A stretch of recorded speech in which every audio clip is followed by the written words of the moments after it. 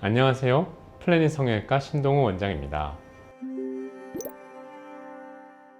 어떤 수술이든 부작용이 발생할 확률은 있습니다. 그중 안면 거상이 가장 조심해야 될 부분은 아무래도 신경 손상입니다. 왜냐하면 박리를 해서 진행한 수술이다 보니 우리가 박리하는 범위 내에 안면 신경들이 다 지나가게 되거든요. 이걸 어떻게 피하느냐, 그게 굉장히 중요한데 사실은 그 답은 박리에 있습니다. 이 박리하는 층을 정확하게 하냐에 따라 다른데 근막 위쪽의 박리는 사실 큰 문제가 없어요. 다만 이제 근막 아래쪽을 박리를 할 때 이제 신경을 조심해야 하는데, 근데 이제 이렇게 박리하는 과정에 이 층을 정확하게 해서 가게 되면 신경이 나오는 부분도 실제로 확인을 하고 피해서 갈 수 있다는 거죠. 그렇게 하면서 이제 운동신경을 보존을 하는 거고요. 그 다음 이제 감각신경 같은 경우에는 말초감각신경은 어쩔 수 없이 끊기게 됩니다. 초반에 감각이 둔하고 통증 자체를 크게 못 느끼긴 하시지만 보통 한 달에서 두 달 정도면 이런 감각은 대부분 돌아오기 마련이기 때문에 그런 부분은 걱정하실 필요가 없겠고요. 그 다음 수술 후 어느 정도의 붓기는 있을 수 있죠. 그래서 붓기를 최소화하기 위해서 박리를 정확하게 하고 이제 수술할 때 정상 조직을 최대한 잘 보존을 하게 되면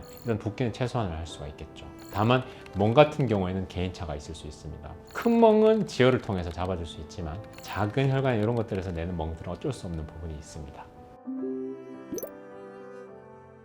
엄밀히 말하면 그건 부작용이라기보단 머리카락 안쪽에 절개를 하다 보니 어느 정도 잘려나가는 머리카락이 있습니다. 절개를 하면서 우리가 모근의 방향을 고려를 하는 거죠. 그래서 모근을 살려두면 그쪽에서는 머리카락이 다 나오게 됩니다. 한 3개월 정도가 지나면 남겨둔 모근에서 머리카락이 다시 나게 되는 거죠. 그렇기 때문에 이건 부작용이라기보다는 어디에 중점을 두냐에 따라 다르고, 간혹 이런 경우가 있죠. 재수술 하시는 분들 중에서 이 남아있는 구렛나루가 짧지만 조금이라도 살려달라고 하시는 분들한테는 설명을 드립니다. 효과를 위해서는 이 부분이 없어질 수 있다. 다만 이걸 반드시 남기길 원한다고 하시면은 피부가 조금 남더라도 구렛나루를 남기는 경우도 있긴 합니다. 사실은 이거는 근막과 피부를 당기는 방향과 연관이 있습니다. 근막은 기본적으로 봤을 때 한 45도 정도를 당겨주고 피부는 그거보다 더 높여서 한 60에서 70도 정도를 이렇게 올려주는데, 이 당기는 방향 자체가 너무 바깥으로 가게 되면은 광대가 넓어 보이고 얼굴이 넙대대 보일 수 있죠. 물론 수술 후 초반에는 붓기 때문에 그렇게 보일 수 있습니다. 붓기가 빠지고 나서는 얼굴이 커지거나 넓어지지 않게 라인을 잡는다고 보시면 되겠죠.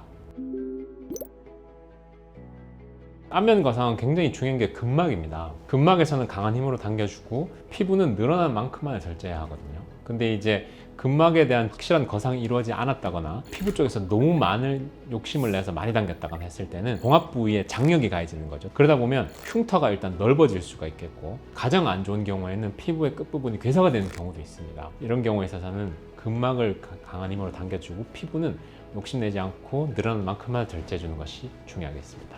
안면 거상이 수술 시간이 길고 크다고 받아들이는 분들이 많기 때문에 부작용에 대해서도 많은 걱정을 하십니다. 그렇지만 박리 범위만 정확하면 사실 이만큼 안 되는 수술도 없기 때문에 큰 걱정하지 말고 상담을 받으셨으면 좋겠습니다. 지금까지 플래닛 성형외과 신동우 원장이었습니다. 감사합니다.